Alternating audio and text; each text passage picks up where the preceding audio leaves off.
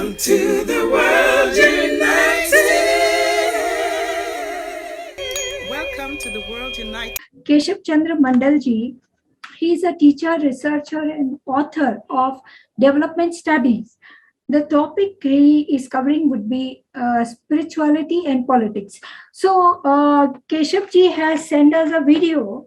So I would like to play that. Keshab ji, are you with us? It's kindness to invite me as a speaker in the world's largest spiritual awakening festival named Global Transformation Festivals 2021. I am Dr. Keshab Chandra Mandal, presently working as the headmaster of a government-sponsored high school in Kolkata. I humbly beg to inform you that I have been doing research for the last 21 years on various subjects such as gender empowerment, local government, comparative politics, state development, and sustainable development goals. So far, I have published more than 4 dozen articles from India and abroad.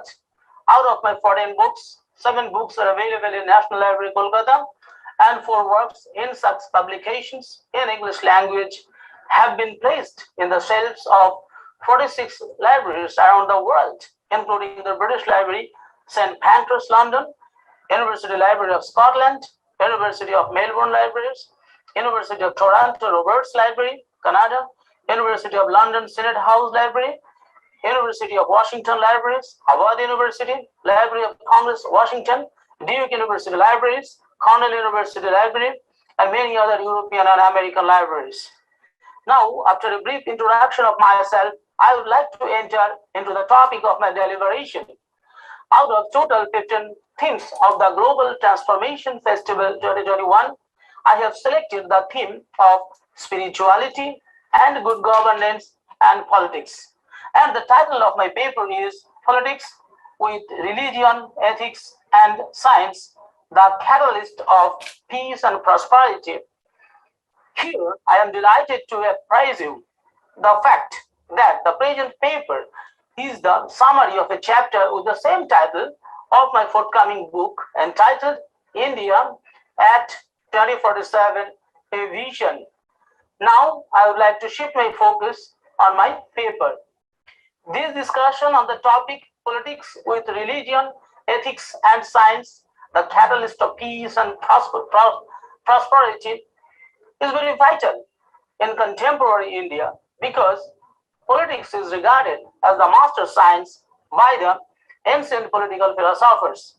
B. Jowett, in his famous book, The Politics of Aristotle, 1885, wrote that since the dawn of our civilization, we are living under a political system. Aristotle, the father of political science, asserted that, true, the political instinct is implanted in all men by nature. The political instinct is natural. His famous statement is, man is by nature a political animal. In the Nicomachean Ethics, Aristotle describes his subject matter as political science, which he characterizes as the most authoritative science. Now we will discuss what is politics and what are the aims of politics. What is politics?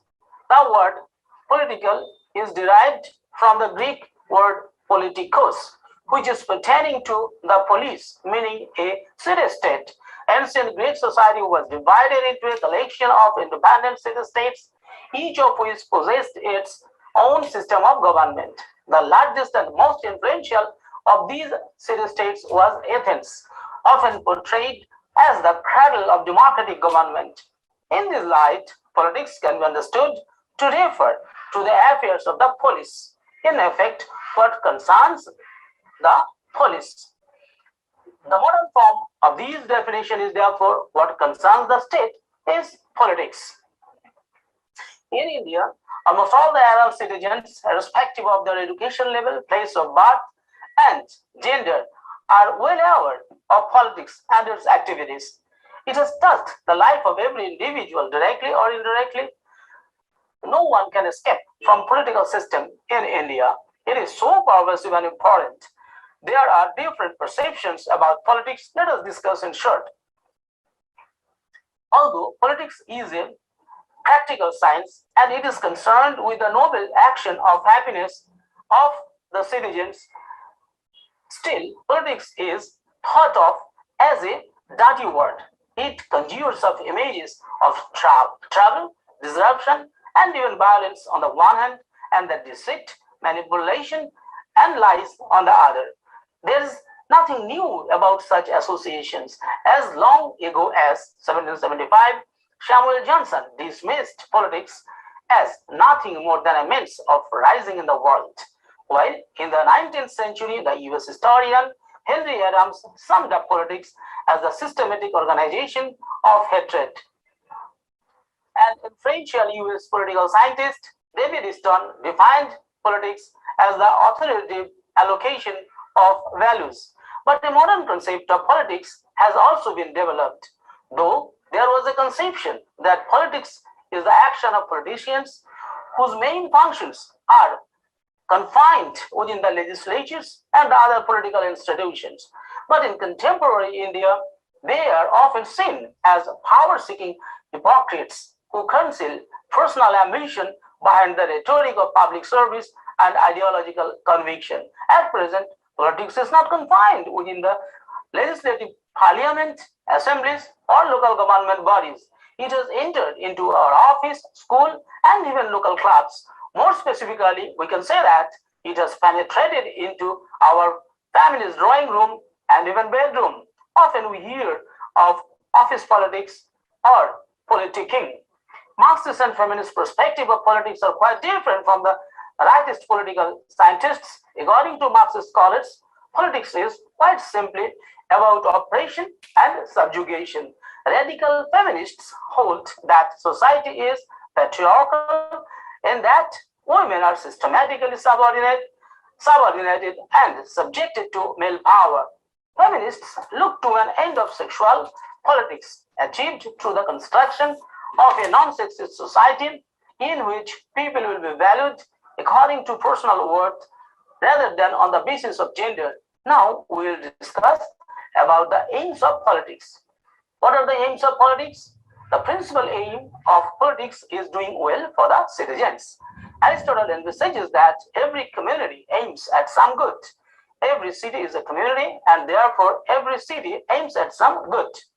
From the beginning of civilization, we are political. In ancient period, the aim was to get ourselves assembled, strengthened, and protected from outside enemies. Another purpose was our own progress. Since the dawn of human society, we have been working through the path of politics only for the progress of civilization.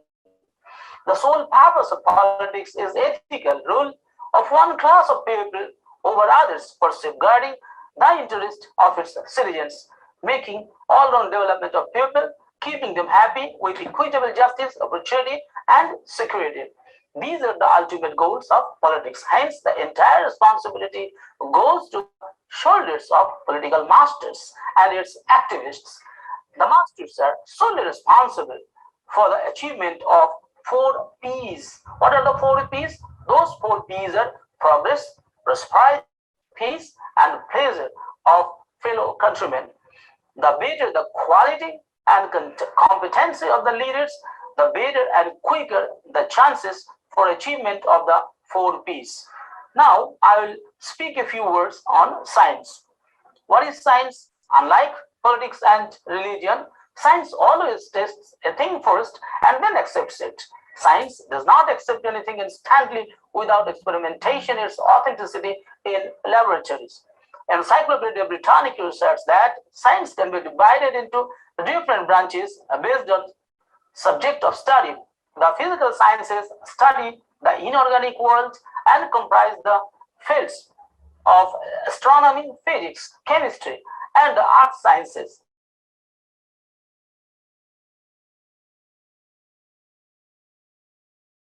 Of life and its processes. Social sciences like anthropology, economics, and political science study the social, economic, political, and cultural aspects of human society. According to Bertrand Russell, science is the attempt to discover of observation and reasoning based upon it. First, particular facts about the world, and then laws connecting facts with one another, and for fortunate cases, making it possible to predict future occurrences. Connected with the theoretical aspects of science, there is scientific technique, which utilizes scientific knowledge to produce comforts and luxuries that were impossible or at least much more expensive in a pre-scientific era. Now, let us discuss about religion in short. What is religion? Religion is considered socially as a more complex phenomenon than science. According to Bertrand Russell, each of the great historical religions has three aspects: a church, a creed, and a core of personal morals. The relative importance of these three elements has varied greatly in different times and places. In India, the word religion is very exigent as it is prevalent everywhere. You can observe and feel it in temples, churches, mosques, gurudwaras, even under a tree. It is in the heart of people and they carry it wherever they go. Religion is one of the strongest belief systems which has been flowing from ancient times through generations. Religion essentially belongs to the supersensuous and not to the sense plane. In this regard, Swami Vivekananda said, it is beyond all reasoning and it is not on the plane of intellect. It is a vision and inspiration. They plunge into the unknown and unknowable, making the unknowable then known, for it can never be known. He said this in one of his famous books, Science and Philosophy of Religion, was published in 1908 from Udbodhan Office, Calcutta. Swami Vivekananda further wrote in one of his books, published in 1908, yes, in that book, where he asserted, religion does not live in bread, does not dwell in a house. Religion permeates the whole of man's life and only the present, but the past, present, and future. It is therefore the eternal relation between the eternal soul and eternal God. But my idea of religion is very simple. To me, it is a belief system of each individual. There are two types of belief. One is good and the other is bad. When we believe in and perform according to standard and scriptural rates for attaining personal, familial, and public wellness, peace, happiness, and prosperity without harming others' interests, and which have been coming down to us from ancient times, is called as good belief, that is good religion. And the opposite is called bad belief or bad religion. Thus we find that ethics is related with religion. So what is ethics? We have to learn. Let us learn it in short. The word ethics and morality are interconnected, and these two words were evolved from Greek and Latin words respectively. Ethics is basically moral principles that govern a person's behavior or the conducting of an activity. Bertrand Russell asserted that the study of ethics traditionally consists of two parts, one concerned with moral rules and the other with what is good on its own account, rules of conduct, many of which have a ritual origin. All those things play a great part on the lives of savages and primitive peoples. Thus, ethics consists of two things. First, ethics refers to a well-founded standards of right and wrong that prescribe what humans ought to do, usually in terms of rights, obligations, beliefs to society, fairness, or specific virtues. Ethics, for example, refers to those standards that impose the reasonable obligations to refrain from rape, stealing, murder, assault, slander, and fraud. Hence, it is necessary to constantly examine one's standards to ensure that they are reasonable and well-founded. Now, it is necessary to synthesize politics with religion, science, and ethics. Politics, being the principal subject and most important determinant of progress, peace, and development, it must be given top priority for study. Majority of our political activists and priests are virtuous, and the few who have not yet achieved ethical values need to be religious in mind as well as scientifically wise. Through the process of continuous practice and following the deepest values of traditional India, one can easily become virtuous and ethical in no time. The ethical values for all those people, including students and particularly the activists and priests of politics and heads of states, are most cabalistic in contemporary India. It is a fact that despite having ethical and spiritual base in the majority of our policymakers, priests, administrators, business people, and others, some of our politically influential persons or religious preachers and priests are behaving like religious fundamentalists or nincompoops.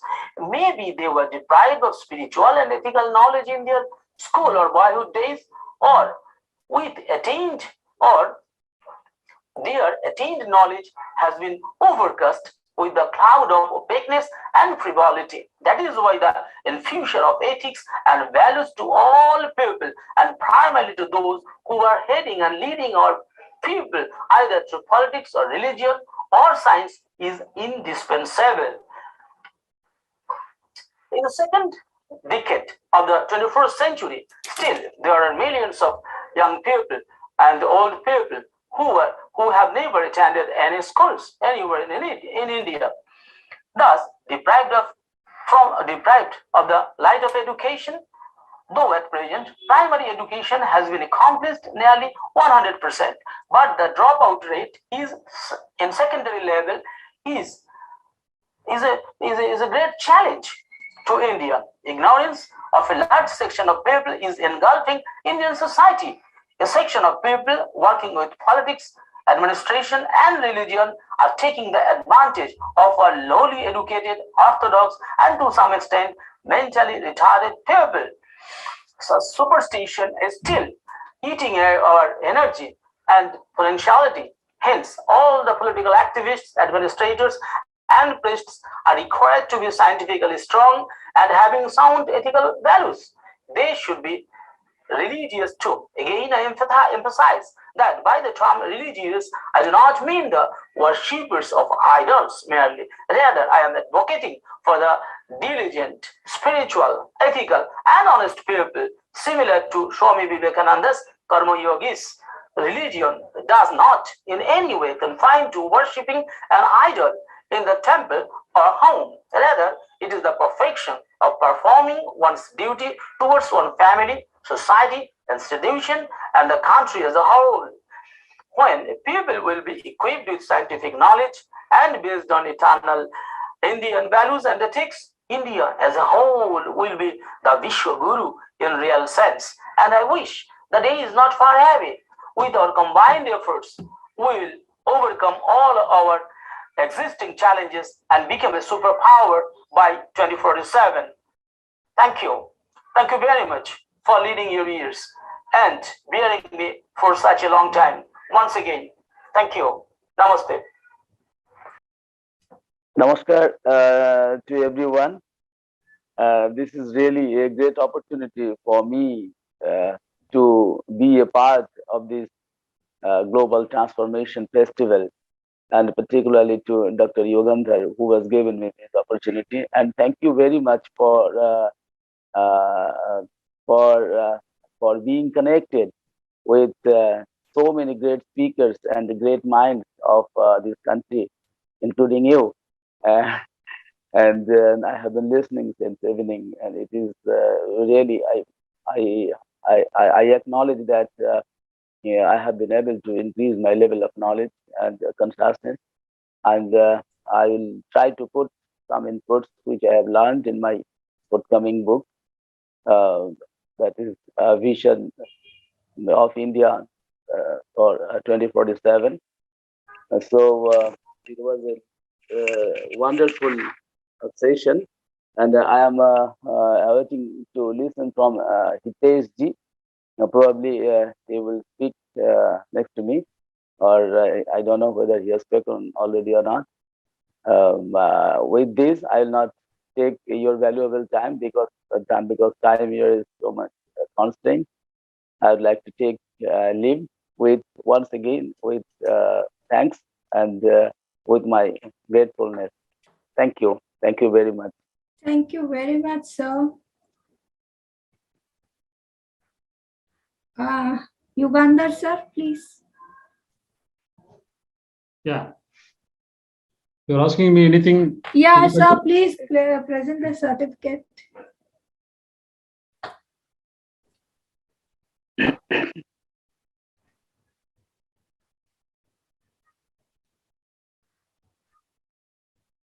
Sir, It is Yugandhar, not sir. visible. You are not sharing the screen. I did, sir. Yeah, when you did, it appears. Yes. Yes, Now, yes, sir. a sincere token of appreciation to the esteemed speaker, Dr. Keshab Chandra Mandal, Thank you, sir. Thank for you. being a part of the Global Transformation Festival India chapter today on the day 4, 20th of December 2021. Thank you very much, sir.